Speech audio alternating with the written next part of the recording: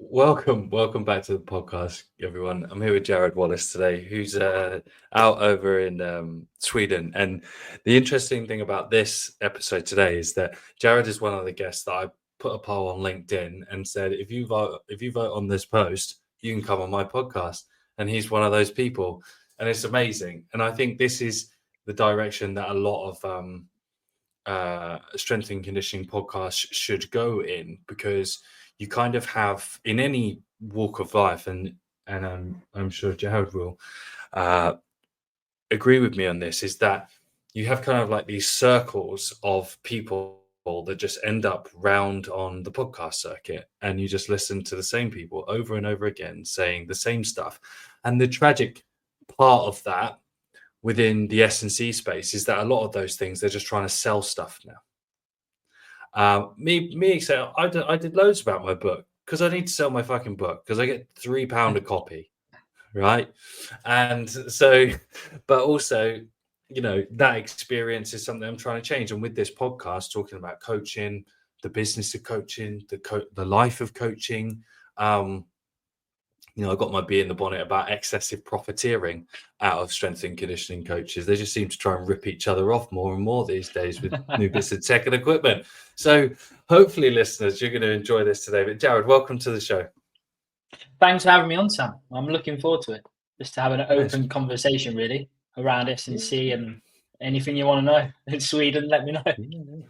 Yeah, that's it. And that, I guess the big part for me is culture, the cultural differences. And forgive me if I'm wrong, the lack of daylight at certain parts of the year. It's a big one. Yeah, it's a big one. It's, we don't really, because the Swedish football season is different to everywhere in Europe, we're kind of a bit off. So we're the season's finished now when the winter comes, whereas obviously in England, you're still going. So like when we come back in January, we're still in the winter. So like we do actually look at like the deficit of daylight and vitamin D deficiency. So actually the players, I know in the men's side, and especially with me in the women's side, we look at, any supplements, we do it. But it is a big culture. Like, you go to work in the dark and you come home in dark. But like in England, it's a little bit different. You have a little bit more daylight. So most of our football sessions like under floodlights up until like March, April, before we go back out on the grass. Yeah, so it's crazy, but it's one of those things that. And that's like it's kind of 3 like 3 p.m. session or 10 a.m. session under floodlights. Not quite 10 a.m. So like a misconception about Sweden is I before I came over to Malmo, I'd never been to Scandinavia. So that's throw that out there.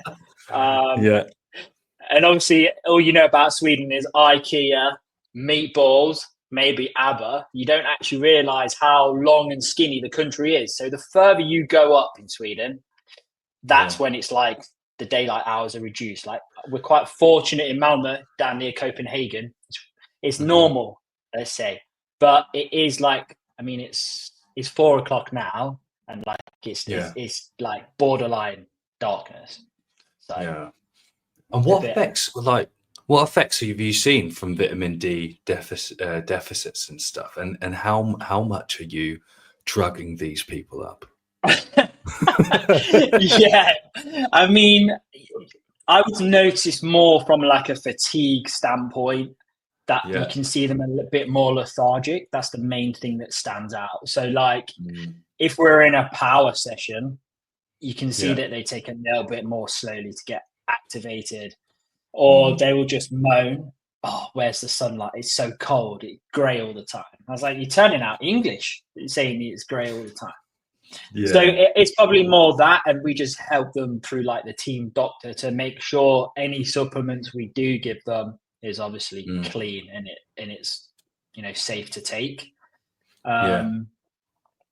But that's probably the main one. We just give them like a Vit D, or some of the girls, they take a little bit of collagen just to help try and tick the body over until it warms up effectively. Are you because I was speaking to someone the other week, and he was saying like he's taking an obscene amount, like 12,000 UIs or something a day, Yeah. and he's just like, he swims. And he was like, oh, my training is just going through the fucking roof with this vitamin D that I've just been plugging in. Yeah. What levels are you giving these players? I mean, the women's team was kind of like, we don't give him so much, but I remember Mark when he was here with the men's team, like they were giving like close to that amount. And he was like, we need to do it because we've got players who are just so lacking it.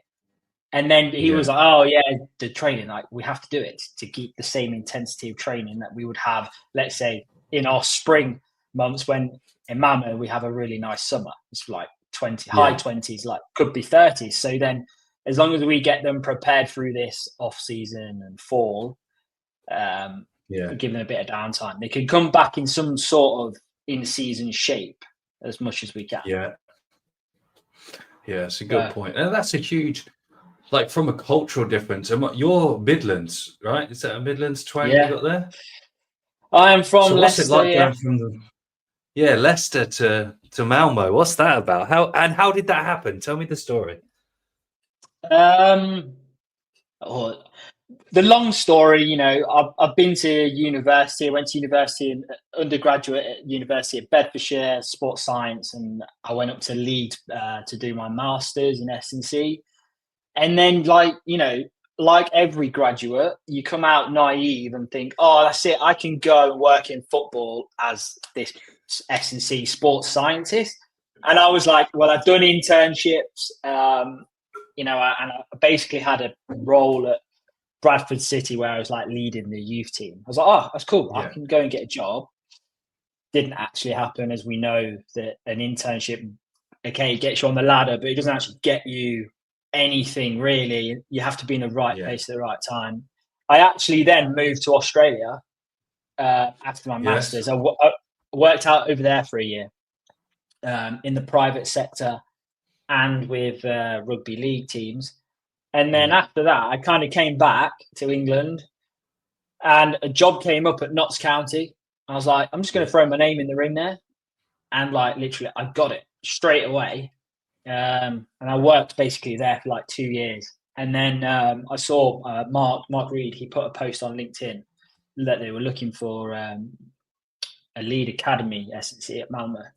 I mm, applied for it. I actually didn't get that job first time. My colleague yeah, got that, who's now moved to Palace. And he literally messaged me like 3 months later. Oh, there's an opportunity to come into the lower academy and go women's team. I yeah, think you should apply. That's how he said to me. I think you should apply. And this was like October 2021, I think it was. yeah, And then I had Christmas. He's like, when can you come? Can you come out first week of January? So I basically packed my things up and I was in the freezing cold in Malmö in 2022. Like mm, I'd gone from English yeah, winter out into a Swedish winter. I've never really looked back, to be honest.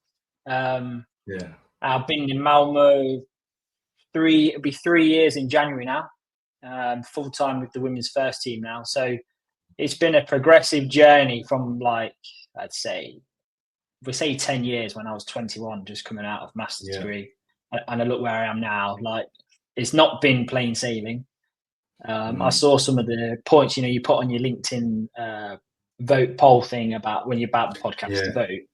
And I was like, I can relate to a lot of those in terms of like my journey. Because, I know a lot of S&C coaches who I've known through uni or networked with on LinkedIn that follow the university, they get the accreditation, they tick all the boxes, and they get a really good job. yeah, Mine's journey has been like left, right, up, down, everything, but hmm, wouldn't change it. Wouldn't change it, to be honest, to where I am now. yeah. No, that's really good. I appreciate your honesty of how you got that job as well, because that's how people get jobs. And um, you know, I remember when I first started getting into S&C, like it wasn't a job title. Like Yeah, it wasn't actually a job title. And like the game's changed so much now. And what you find also, like I've ended up the way that I've ended up because it was always the way I was going to end up. Like that's the way that it is. And what I found the people, there's two types of people. You say that you know, lads that went to uni and they just got these jobs, and there's a big part of the people that do that, for a better term, are what should we say, very agreeable in nature. Yeah. And um and from getting fired out of a couple of jobs in a few different places, if you have an opinion, you don't stay places very long, Yeah. even if those opinions are for the betterment of the players. You know, I got sacked from a job because a player got put into con games with a sublux shoulder. So you can't do that. You can't do that. He went for a reconstruction the following week, and then I got fired. You That's know, crazy. but it's the nature of the beast. And so having actually, you know, dispel that myth. Like, you can have all the qualifications, but if you don't have the gumption to be like, oh, I'll fucking apply. I'll send a message. I'll make a connection. You know, the fact that he just hit you back up on LinkedIn. Yeah.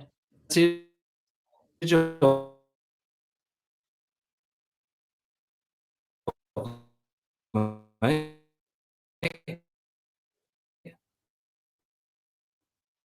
Like,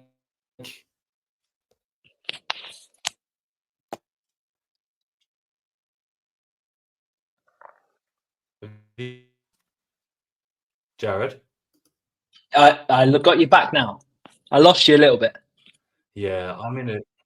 Yeah, it's fucking. This internet has been killing me the last 2 days at this office that I rent. Can you hear me? You good? Yeah, I can hear you now. That's all good. Where did you lose me? I lost you about getting a job on LinkedIn the second time. Hit me up. Oh, yeah. So, yeah, I've got the timestamp. Amazing. So, yeah. So he's just sent you a DM, slid into your DMs basically, and gone, "Do you fancy a job?"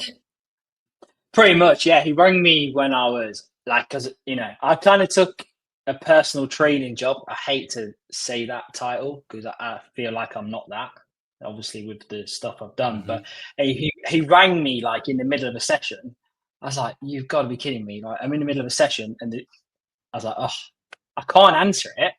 And then like Mark, if he listens to this, he'll know exactly what I'm on about. He left me a voicemail like, "Oh, hi Jared, it's Mark calling from Malmo. Could you just give me a call back about your interview? Just like to have a catch up and chat about it." And I was like, "Oh, I haven't got the role." And then we jumped on like a video call like this, and he was just like, "Yeah, when can you come over?" Basically. So I think, if looking back, if I didn't actually apply for the job, I didn't even know where Malmo was. I just, like you say, I just put my name into the mix. But I think I was ready for I didn't change. know where Malmo was, Jared, either. Yeah, no. I didn't. I was like, does it even have an airport? Like, where in Sweden is it? Like, and then he told me I get it, and I remember like, okay, yeah, cool, sign the contracts and stuff. I was on Google the next day, like, okay, where's the stadium? Where am I working? What does it look like? Like Google Images. Like, I was on everything just to just to get some sort of insight to what it was like. I didn't even. Well, I did know after googling, like, okay, yeah, Malmo is the best club in Sweden, but I didn't realize like the status. But it was the best decision. Joking aside, best decision I ever did is, you know what? Yeah. I'm going to go out of my comfort zone, get out of England, effectively, Yes. go somewhere I new. love that. Yeah, new language, new people, new identity. Yeah, it was great. Yeah. I've had visions there when do you remember on Friends where Chandler ends up going to Yemen? That's basically me rocking up in Sweden. It's like, oh, okay, I'm here. Like, now where do I go? Like, I remember landing in Copenhagen airport and Yeah. like it's 30 minutes from Malmo to Copenhagen. You come over the bridge. And I remember on my phone, I had the instructions from Mark. Okay, when you come off the plane, you go through the terminal, you find the red ticket machine, you get on the train, and you'll be in Sweden. It's the third stop. And I was like, I'm in Copenhagen. I'm just like, honestly, I looked a lost traveller, big suitcase, big, ugly suitcase. The missus will agree with that. It's a horrible suitcase. And I'm just like, okay, I can't read the signs. So I'm just going to wing it and hope that I end up in Sweden. Luckily, I did, obviously. But yeah, that was a crazy first few hours. Yeah, that's awesome, man. And you said that you were actually doing personal training before, and you said something quite interesting, that you don't really identify with being a personal trainer because of the set of skills that you have. What talk to me about that? Because I understand what you're saying, but I think I think S&C has it's a status thing with titles, isn't there? So talk to me about that. Yeah, I know you've opened the can of worms there. No, I'll be honest about it. How I see it is not just me. I think other people can agree. Is you go to university, you get a baseline level, let's say sports science. You go to do a master's degree, and you upgrade that level, do your thesis, etc.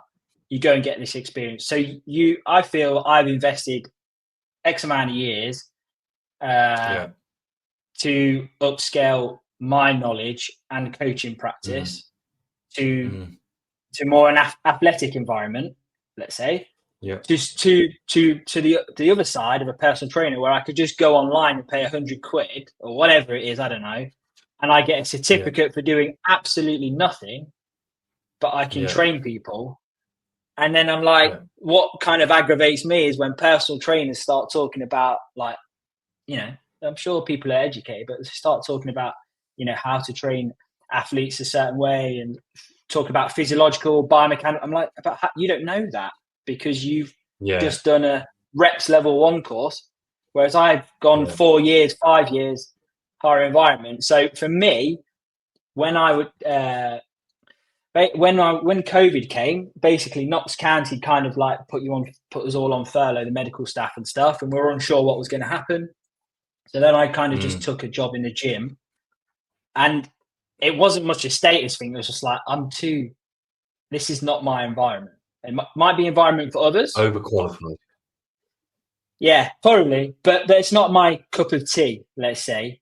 To call myself a personal trainer, to me, it's like an insult to me. Not to insult to personal trainers, it's an insult to me to say, no, I'm not that.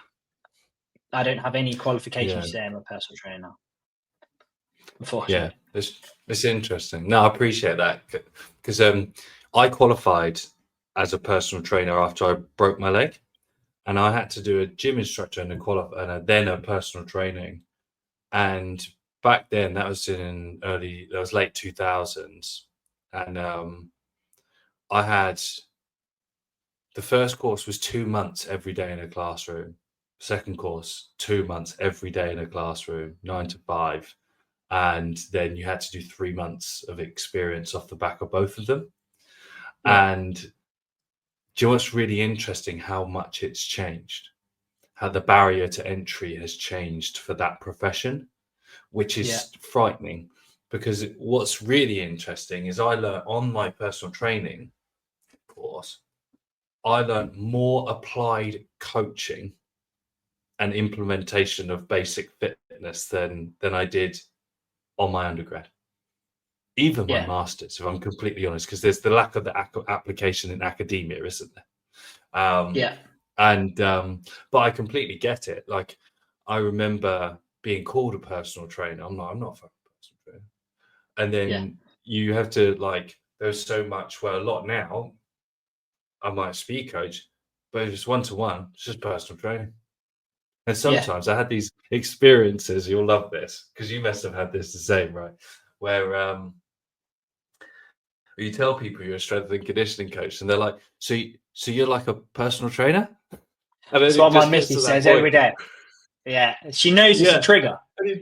And I'm like, I have no don't have anything on me records to say I'm a personal trainer. But then Yeah, not just her, but people just go, but you train people one-on-one. So you must be a personal yeah, trainer. I'm like, just call me a fitness trainer. It's better than him personal trainer. Like yeah. I, it's a I got to the nibble at point. that industry. But Yeah, I got to that point where I was like, yeah, do you know what? Yeah, I am. yeah. But when the state of our industry and the lack of understanding around some of these things, and it's it's so funny. I had someone. It's just there's like a bit of a disconnect with what's going on, and with business, value is really important. Like showing your value to other people and what that value brings. And I had there was two stories recently. Like I had someone contact me about doing some work for them within their club, and it was just a huge disconnect with the conversation. I was like, I'll just send you a copy of my book to help, because it's probably not going to work, but I'll send you a copy of my book. And they're like, what's your book on? You go to explain. And it's like, no, we don't really need that. I was like, but you do, because that's what you asked me to do. So you can just have the book. And so there's kind of like that disconnect between service and what people understand and what we bring. But then when I was working full time at Wasps at this time. It's back in the day, and my mum's friend across the road, she was a bit fucking cow, to be honest, right? But they didn't quite understand, like, how mums talk and all that, and they're like, what are your kids doing? And Yeah. da da da da. She wanted to know if I wanted to do extra gardening for her to make more money. And I was like, fully gainfully employed. Mind you, I was on 18 grand a year when I first started at the seniors at Wasps, and that was just not good money. But to the point where her association to it was that it's a poor man's job wasn't too far from the truth. But I I still mean, took yeah, massive offense. yeah. That is a good point in terms of like the whole salary thing, which is why, like, Yeah. I mean, when I was working at Knots full time, and then like on the side, I kind of just thought, you know what, everyone else is doing their, you know, how people set up their performance companies in their name or whatever. I thought I might just Yeah. try it and do it because of okay, I can earn a little bit more. Yeah. And I had a friend who was a racing driver, and I kind of just like helped him program him for how his racing season, and then like Yeah. put the sticker on his racing helmet kind of thing. But then again, I was just like, this is not for me in terms of it is blurring the lines of what am I doing here? Am I the football, or am I if I'm going private sector, which I have thought about, like post Mm. um, let's say full time S&C, like in Yeah. football, then yeah, maybe I would go down that route. But I know I wouldn't. I would be more specialised in how I market myself, Yeah. to be different from every other personal trainer, let's say. Yeah. Um, but yeah, it is a stigma, both titles, for sure. It's one of those. I was like, are you a personal trainer or S&C? No, no, no, no. No. I'm an No. S&C coach Yeah. all the way. So when I joined up with Worthing this week down here as they're just a national two team, and they've basically opened the door to the whole club for me to like apply everything in the book and trying to, it's not weights first, it's movement first from the age Yeah. of 10, and we're going to teach all that all the way through. And I spoke to one of the seniors, and he was like, what do you do? And again, it's always that question, like, what do you do? And you kind of end up, you say it over and over again, you kind of get to the point where you kind of like round things off. And I just said to him, everyone who plays rugby knows it's important to be able to run fast, right? He's like, yes, but how many people can play rugby with speed? And he just went, Yeah. oh, there you go. I just walked Yeah. off. No, I didn't. We ended up talking for ages. But that's that disconnect with what we do and how we are sort of identify with players, but then also the value that we bring to a performance department as well. Yeah, I for don't know sure. what I don't know how you see it. I always sort of see the S&C coach as like the mischievous toddler in the back of the 7-seater car. That's kind of where it sits. They're really loud. They make a lot of noise, aka reports for bloody everything, testing bloody everything, and they just get put there. And just as long as they're safe, everyone's okay. Yeah, What do you think? I think we're seen as a luxury item. That's something I've heard before in the That's a past. great term. Like we don't need you, but it's a luxury to have you. But then, Yeah. like I think that was I can't remember where that was when I heard that, but I think my comeback was, yeah. But so if you don't need me, what are you going to do without me? Yeah. And they don't really know. But like, yeah, at Malmo, like right now with the head coach, at the start of this season, Mhm. I'm quite shy and reserved anyway. But I liked as like a coaching practice. Like big thing for me is coach to athlete relationship and making sure we Yeah. get the buy-in both sides. I think that's my Mm. number one like pillar, if you want to call it that. Yeah. Um, the head coach is kind of throughout the year now, he kind of turned me into a mini him. So our pre-season starts in January, in like 4 weeks. And he's Yeah. kind of like, don't hold back. Like, I want you to be Hitler in the gym. You tell them, the girls, this is what they're going to lift. And if they moan, you tell them they lift it. And then, with, for example, like any of the conditioning top-ups, is like, you tell them how far they run and you keep going. So and he's like, this is your bread and butter for like 6 weeks. This is your time to shine. So it's like, okay, six Yeah. weeks, I'm going all out. They're gonna hate me. But then like throughout the season, you are that guy. I'm that guy in the back of the team meetings or whatever. I don't really have so much to bring to the table apart from, if we're looking at the GPS report or physical condition. Obviously, the Yeah. physio kind of takes over. But like, yeah, whenever I bring my voice up, it's like, okay, what is Jared? Is it bad news? Is it good news? Is he going to Yeah. tell us we need to do more? But it's the same for the players. For example, there's been times like this year where we're sitting in a team meeting, and Yeah. I'll stand in the corner, and Mm. then I've spoken to the head coach saying, yeah, I need to talk to the girls that we need to do more, or this wasn't good enough.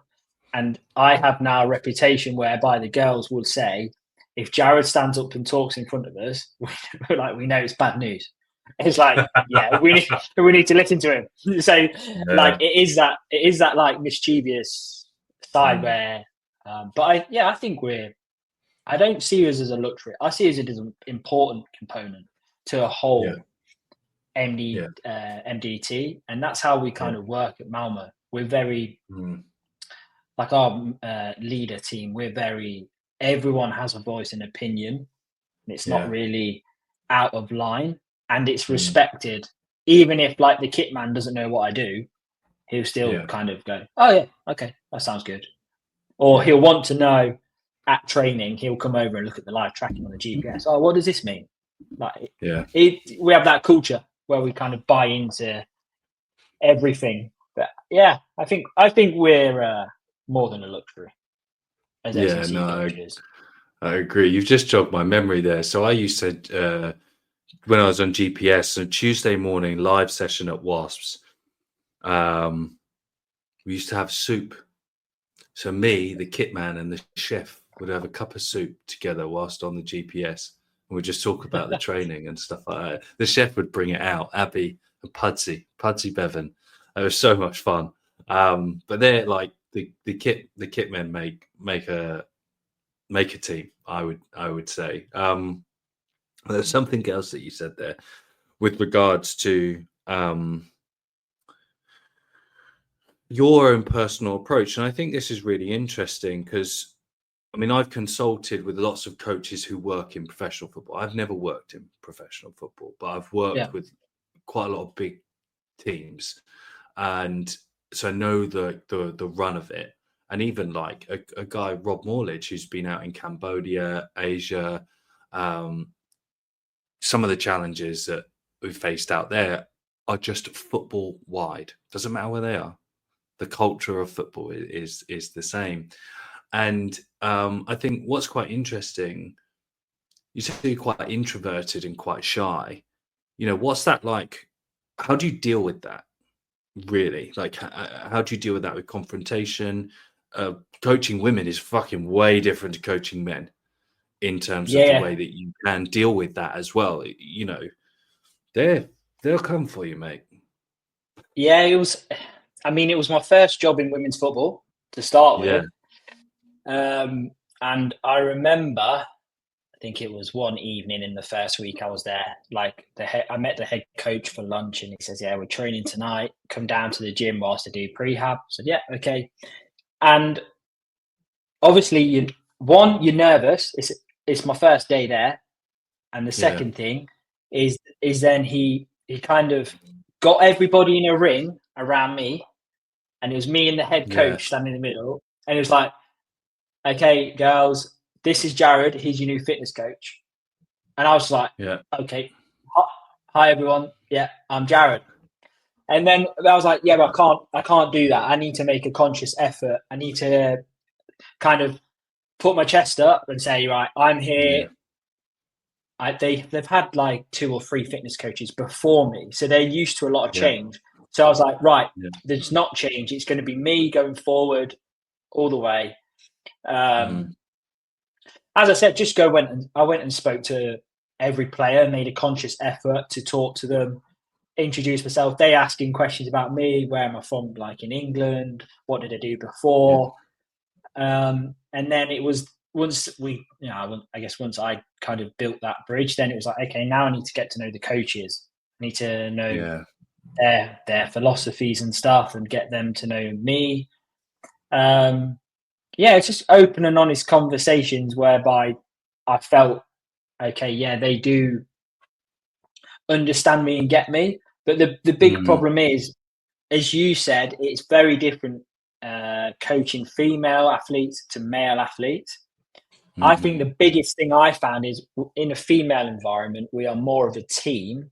We're more, let's say, cohesive than a male environment. So that makes it a lot easier because you ride the bus together and there's less yeah, individualism in it.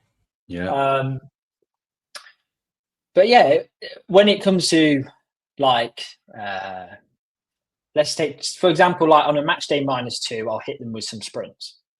yeah, So they're used to, okay, first rep, let's go 80%, stretch out your legs, just give me this number. They know then, yeah, like the first time I did it on their max rep, I screamed at them and it echoes in the stadium, in this old stadium, right? And yeah, they were like, oh my goodness, why are you screaming at us? So then you're a bit like, did I cross the line in terms of my voice yeah, projection? But you're doing everything as a coach. Like I position myself perfectly so I know they can hear. Um, yeah, but now they kind of know that I'm not shouting at them in a negative tone. mhm, It's yeah, it's constructive. It's coaching. So now you get a bit more confidence to be yourself and be the coach that I want to be. So yeah, like, if I write on the board when we're in the gym, all right, squat 60 kilos, yeah, before they'll go, oh, we're doing 60 kilos.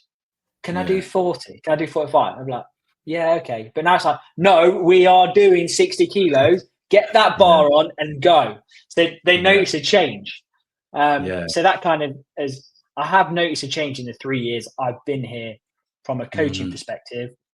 And now I'm just working more on the leadership side, which is probably a little bit that I've lacked. So I think yeah, like the personality traits and the confidence has come through in 3 years. Now I want to yeah, now be that leader. So luckily the head coach and sporting director are like, they're willing to help with that. And I put yeah, that through. It's like I just did a SWOT analysis of myself as a coach, yeah, how I think I'm perceived, and ask for feedback. And then the head yeah, coach was like, you're too nice sometimes. I was like, yeah, but I'm not a horrible. I don't want to be that horrible guy. We can be. He's like, Yeah. and that's what I was telling Yeah. you about the Hitler story. No, from January you turn into Hitler. I was like, okay, that's Yeah. what you want. So yeah, it's Because both. yeah, I love that. I think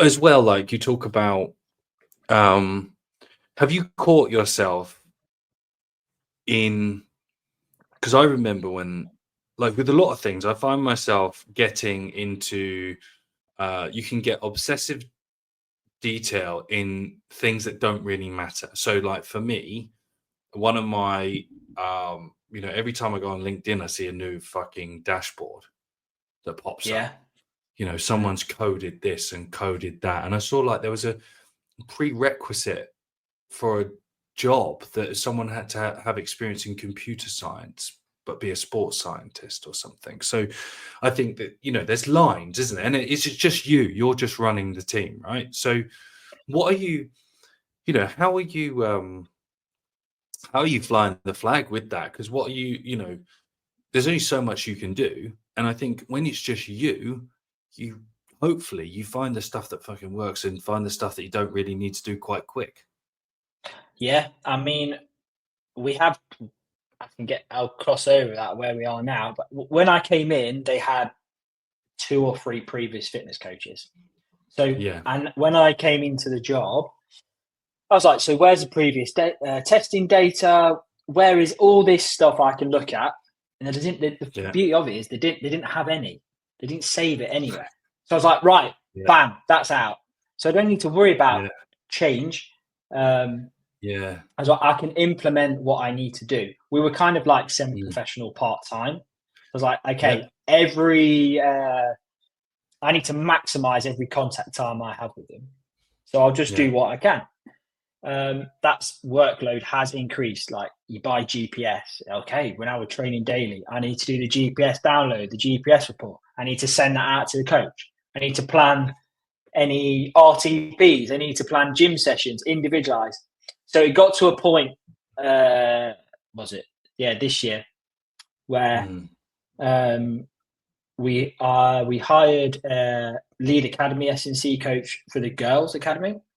Brilliant. Yeah. So he's under me, so we can get that player pathway.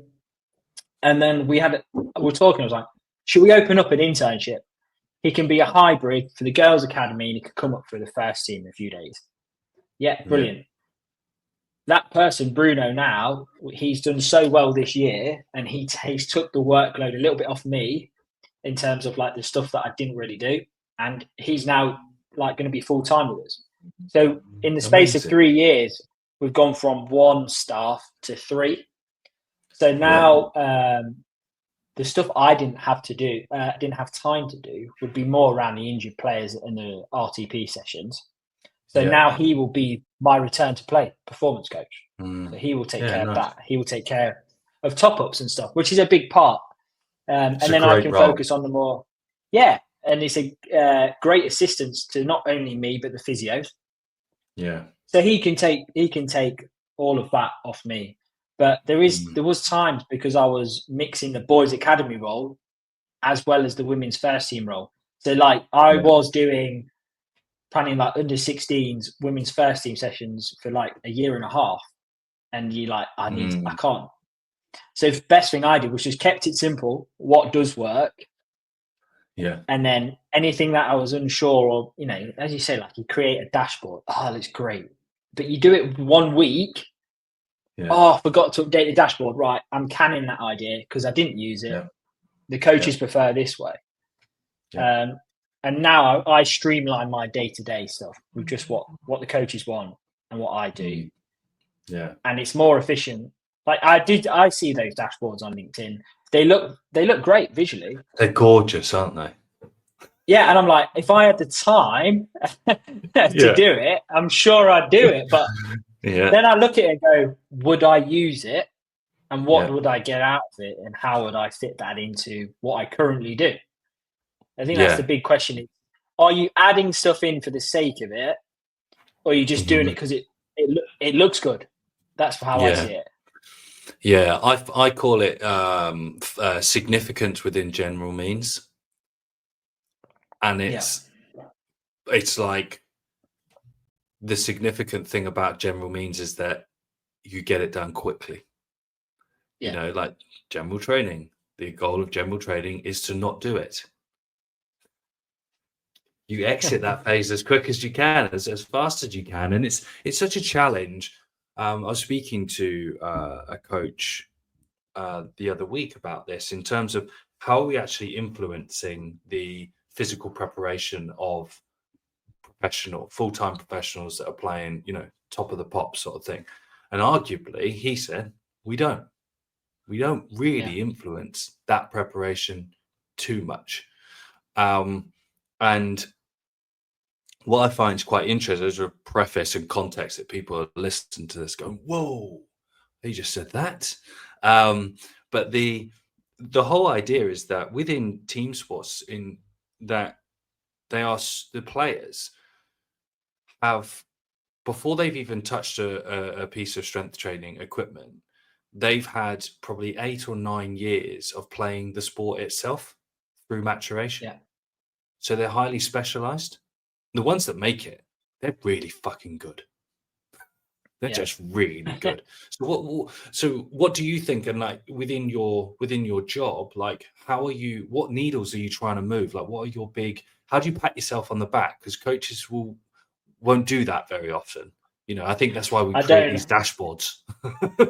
Yeah, I mean, I'm terrible at taking compliments. That's the first thing you should know, Sam. So for me, you've been really good on this podcast, though. You've been really good. I mean, I'm quite lucky, firstly, in terms of I have that academy experience, and now I'm in the first team.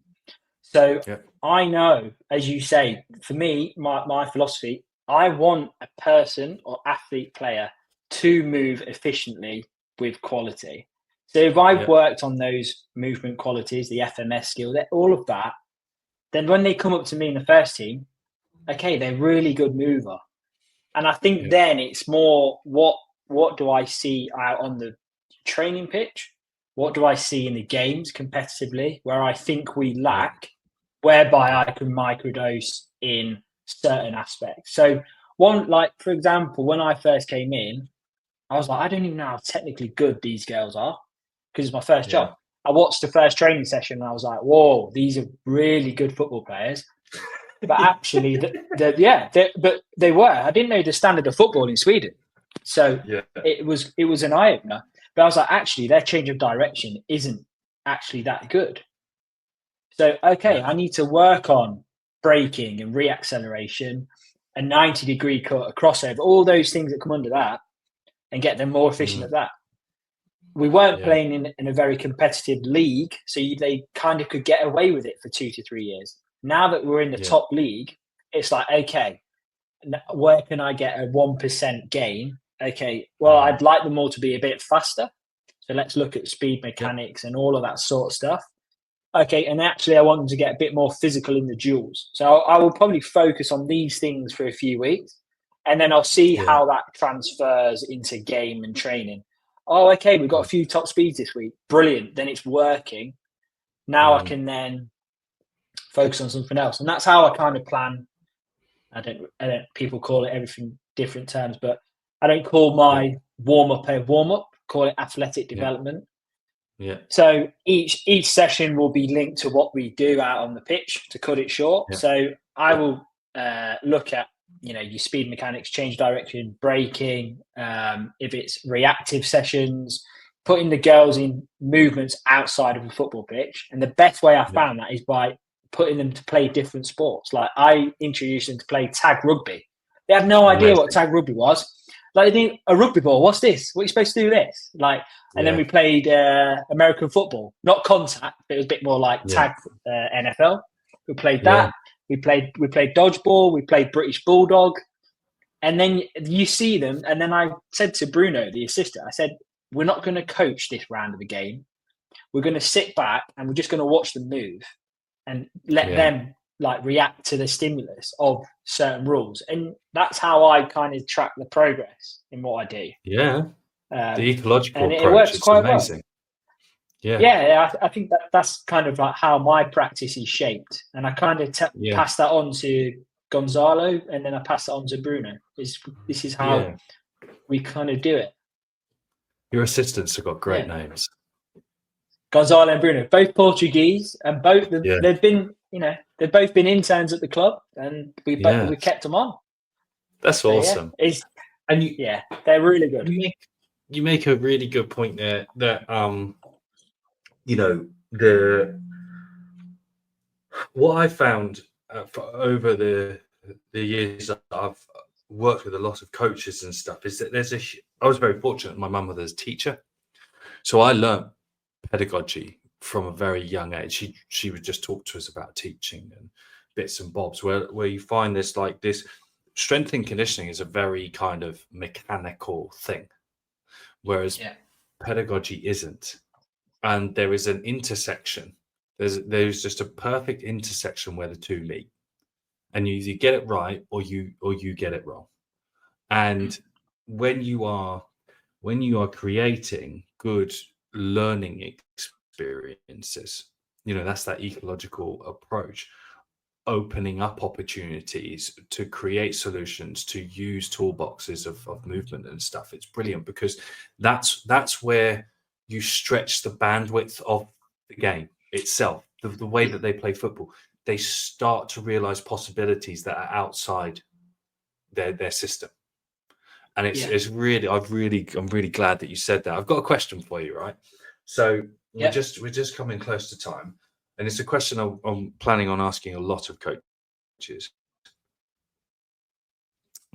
So if it was as easy to know how fast you can run as it is as easy to know how strong you are, do you think cultural preparation would change? Fully. Um, that's a great question. Uh, I think so. I think for me, if a coach said to me, "Do you want to know how fast you can run or how strong you are?" I wouldn't. I think I would want to know how strong I am because I know how that would translate across into me sprinting. But it's a good question because in the culture that I have experienced with Malmo FF women, it has been like Yeah, the part-time culture. So the preparation in terms of anything S&C wise has been quite amateurish in a way because yeah, they've not had yeah, this kind of level of support. What I've yeah, been doing actively throughout the years now is trying to educate them and prepare them for any scenario.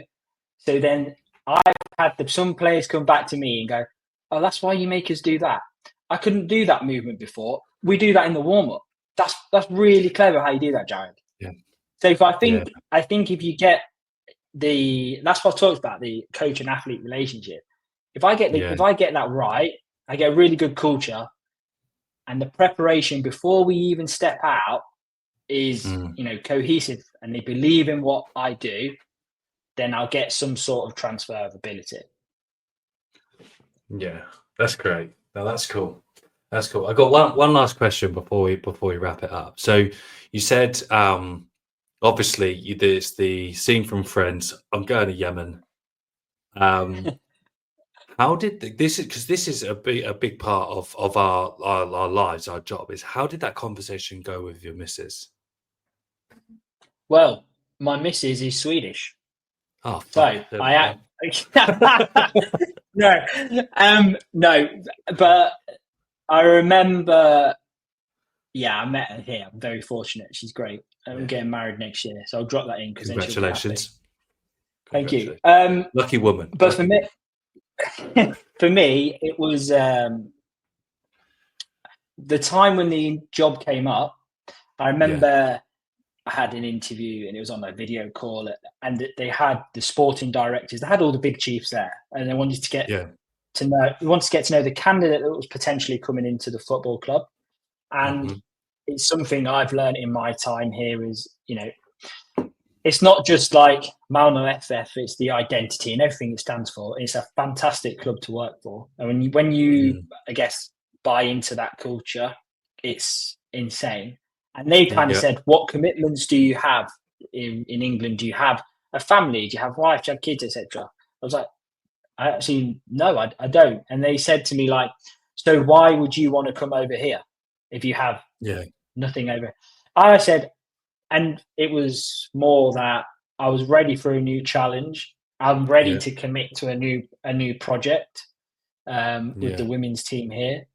And like long term, I could see myself in that. So even though I didn't have the relationship, etc., it was Yeah. more personal for me to take the job. And now I'm Yeah. fully settled in Swedish life with happy wife, happy life, and it's Yeah. great in Sweden. So like it would have been a lot different if I had a Mm. relationship over there. Yeah. My friend who's just moved to Crystal Palace, my old Yeah. colleague Miguel, he had a missus from England, and she just moved over in the summer, and now he's moved back to London to go to Crystal Palace. So I Wow. think it Yeah. was more, yeah, they've had the conversation, and obviously he's going to London. I wish him the best, but I think it's if a job came up now, Yeah. I I wouldn't take it simply because I don't think content's the word because that seems to me like Yeah. I'm just settling. I'm very happy and excited to see where I can go. Yeah. So yeah, that kind of didn't answer your question because I said I didn't have them, but I apologize. Yeah. I hope No, that answered it in a good way. it really did, mate. I think it's really important because it's the side of coaching that no one really talks about. It's that, like, you know, female coaches, male everyone wants to have a partner. Like, we're hardwired Yeah, to have someone that we come home to, someone we share our story with. I failed many times, and I didn't do a lot, and it cost me until you really learn that it shouldn't cost you.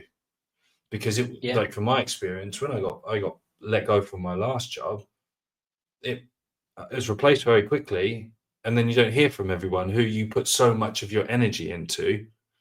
And yeah, so I would congratulate you on allowing yourself to feel content if you want to, because that doesn't mean you're stopping or slowing down. It means you're in a really good place, and that's important as yeah, well. You know? yeah. I mean, she's very supportive and she understands like the what our job entails. It's not we're not nine Yeah, to five coaches. We yeah, are, but we work. You know, we work we work the way we work. It's football, for example, and it's not the normal job. But there yeah, she is. She's there every home game. She sits in the same seat. I see her when I step out onto the pitch, and but that's rewarding in itself. So yeah, yeah. That's amazing. it is it is a good uh, quality of life. And I would say in Sweden, the work lifestyle balance allows you to have that. I've really struggled in England with that in terms of switching off with work and trying to. I really struggle with it. Over here, it's like, okay, I know Yeah, my phone's always open. If the sporting director rang me now, yes, Maxime, what do you need? Um, but yeah, now we're on vacation. It's vacation, so it's family time yeah, because we only yeah, get two big blocks of time off throughout the year, which is summer and yeah, Christmas. yeah, So I really have tried to take the most of that time to switch off and come back to normal, Jared. And then I will probably yeah, start. My brain will probably start going again. Let's say towards New Year's Eve and after, because I know I'm starting early January. yeah, But right now I'm in like chill out mode because I know I've yeah, worked for 12 months. So it's finding that yeah, blend. And I think that's good advice for young coaches mm, is when you get those jobs, it's great working in football. It's great. But it's not all glitz and glamour. You need to have a life yeah, outside of your office yeah, because this industry will spit you out if a new manager comes in and he brings his fitness coach. Okay, I might not have a job anymore, or I might be asked yeah, to do something else. So just enjoy the yeah. wins. Yeah, that's amazing. So, for anyone listening, if they want to reach out to you, how can they get hold of you? Best way is on LinkedIn.